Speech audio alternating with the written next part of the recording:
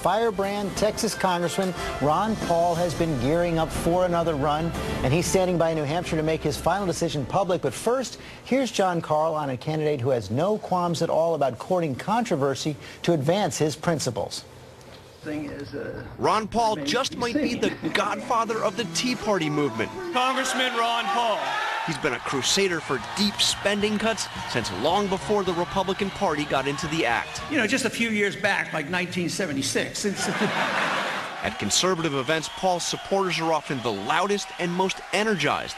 He set a record in the 2008 campaign by raising more than $6.5 million online in a single day. That was his second run for president. The first came way back in 1988, when Paul, disgusted with the Republican Party, ran as a libertarian. He still parts ways with his party on foreign policy. He opposed President Bush's decision to invade Iraq. And more recently, he even took issue with the operation to get bin Laden. It was absolutely not necessary, and I think respect for the rule of law. What's wrong with that? He also favors decriminalizing prostitution and drugs. How many people here would use heroin if it was legal? I bet nobody would put the hand, oh yeah, I need the government to take care of me. I don't want to use heroin, so I need these laws. Talk like that puts Ron Paul outside the Republican mainstream, a place he doesn't mind being. Jonathan Karl, ABC News, Washington. And Congressman Ron Paul joins us now from New Hampshire. Good morning, Congressman. You ran in 1988. You ran in 2008. Are you running in 2012? I am today, and at this moment I'm officially announcing that I am a candidate for president in the Republican primary. Why? Because time has come around to the point where the people are agreeing with much of what I've been saying for 30 years. So I think the time is ripe. Well, this is a big step for you, Congressman. Congratulations. And you say it's, as I said at the beginning, you're not afraid to court controversy. You seem to be doing it again right now. Just yesterday, we showed it in Jon Karl's piece. You came out against the way that President Obama conducted that raid against Osama bin Laden. More than 90% of the American public support it. Why are you against it?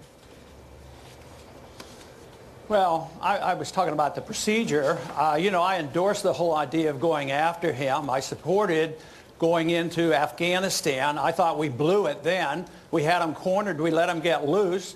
And we then went and invaded Iraq. We've spent $1 trillion. We've lost 5,000 American lives. We've killed many, many innocent people. So the process has been very bad. So I have no qualms about getting him. I'm delighted he's gone. But the whole thing is we could have done it differently. And besides, how could we have done it differently? Ignoring the Pakistani government doesn't help us at all. It looks like we're trying to be more antagonistic toward the Pakistani. They have helped us in the past to catch many terrorists, and I don't see any reason why we can't do that. But you would have taken the risks, sir? I think the process is definitely different. If you compare what we did after World War II, think of the worst Nazis that committed the Holocaust. You know, we arrested them, we tried them, and we hung them.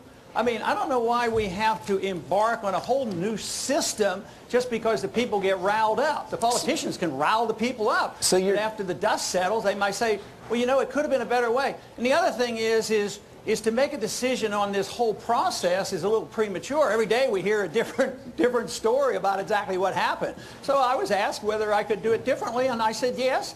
And I think that the goals, the results would have been better. But I'm really worried about, you know, building this animosity with the Pakistanis right now. I'm for all cutting the foreign aid, like I would have never given them any money.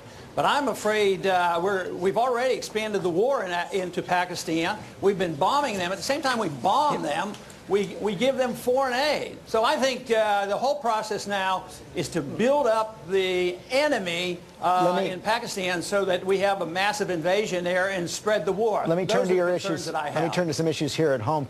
Celia from Springfield, Ohio wants to test just how far your libertarian principles take you. She asked, do you think everyone should just be responsible for themselves, and if a flood washes your house away, no FEMA, sink or swim? Yeah, I think that's the way a free society works, and that's the way the Constitution mandates.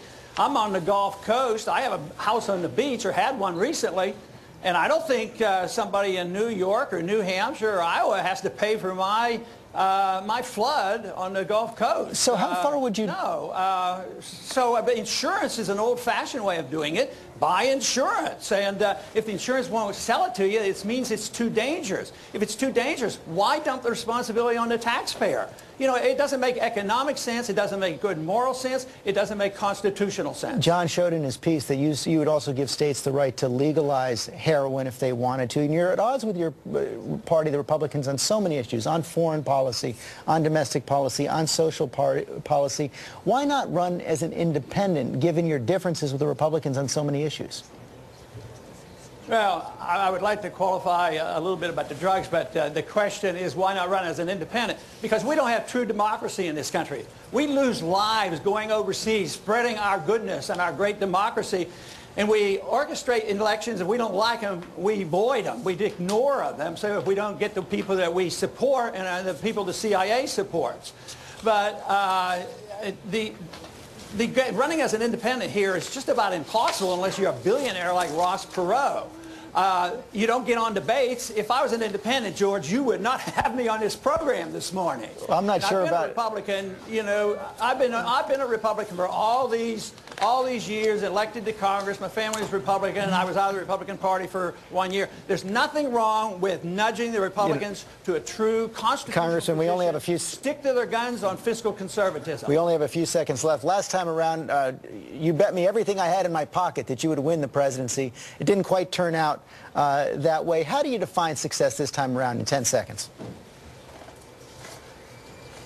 My success is I always win, you know, because, you know, the victories are one thing, but we win elections when people said we never could win elections. So I define by doing very well. I believe right now, coming in #1 in the Republican primary is an absolute possibility, many, many times better than it was 4 years ago. Our troops, our supporters, the grassroots are enthusiastic, more so than ever. Where I was impressed before, I'm super impressed now with the enthusiasm that we're getting. Okay, well, good luck, Congressman. Thank you. Robin? Never